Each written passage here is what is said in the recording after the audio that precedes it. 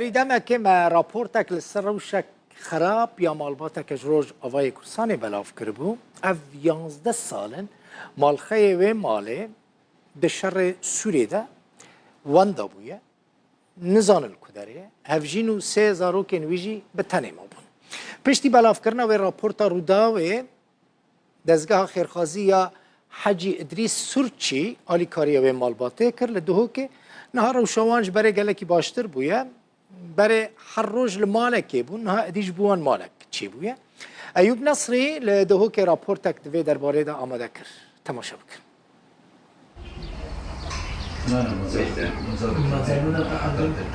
ام ل کمالگاه وارستینه ل باشور باجر دهوکیه پشتی کو ل تورا میدیا رودا و ویتیک درست کلی لسر روشا خیزانه که پنابرین روجاوای کردستانه کو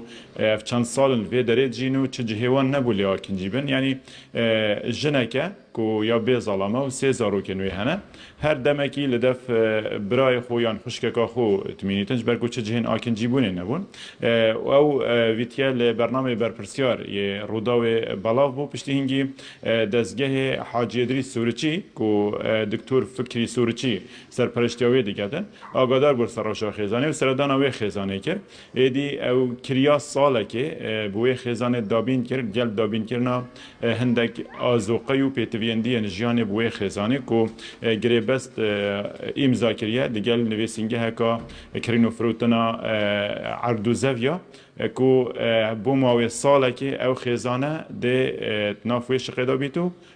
او دزگه ده کریاوی ده دوای بینینی او راپورت و سردانی کردمان لنزیک و بو خانواده برزا حاڵەکەیان مندیت حاڵەشی بەڕاستی شایستە ئەو بوو کەوا یارمەتیان پێشکەش بکەین بۆیە لەسەر داوای خێرخواز حاجی ئیدریس سورچی هەستن بە دابینکردنی شوێنێکی شیاو بۆیان کە تێدا بژین چکە ئەو شوێنەی تێدا بوون شایستە بۆ نەبوو خانەوادەیەک کە لە چار کەس پێ کاتوندا چێک و سێ منداڵ لەو شوێنێ بژین جگە لەوەی وەک خۆی باسی کرد حاڵەکەی لەوە زۆر خراپتر بوو بەرامبەری بتوانێت تحملی بکە لەو شوێنە بۆیە بڕیارماندا تا ئەوش لەگەڵ برایانمان لە ئەجیسی سەر کەوتین کە تا ئەو کاتێ ئەوان شوێنێکیان بۆ دابین دەکەن بۆ یەکجارەکی ئێمە خانوێکیان بۆ بەکرێ بگرین ساڵێک کرێکەیان بۆ بدەین لەگەڵ ناوماڵەکەی بتوانن ژیانێکی وەکو ئەو خەڵکە سادە و ساکار تێدا بەسەر ببن. یعنی جبلی کو تخانی بو کری تو گل برادرت کوچو کوچ برا جیا خفتی کو جه کی بو ببینن بەڵێ ئەوان بە خۆشحالیەوە زۆر بەڕێزەوە هاتنە پێشەوە و داواشیان کردیا سەردانیان بکەن و گوتیشیان کەوا نەک هەر گوتیان بەڵکو بەڵێنیشیان داوا شوێنیان بۆ دابین کرد. نوکەجی ئەم بچین بزانین کە ئەف شقایا چاوایە و ئەو خێزان چاوا تێدا ئاکنجی بوونە لدو ڕەوشەوان ئەم چینێت ناف شقاواندا کو و روشا خزانه او کلو پلن کو هین اینای نویره دکتور فکری کو سرپرشتیا دزگاه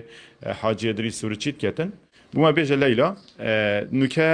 تبری نوکه دگوت تو یا بیج هواری تا جنبون لدابجی نوکه ویری بوده بو ساله که ایجار کریه تول سرویه که چد بیجی روشا تا نوکه چواره لا والله الحمد لله مالا دكتورة في الساعة طويلة والله الحمد لله مرتاح بون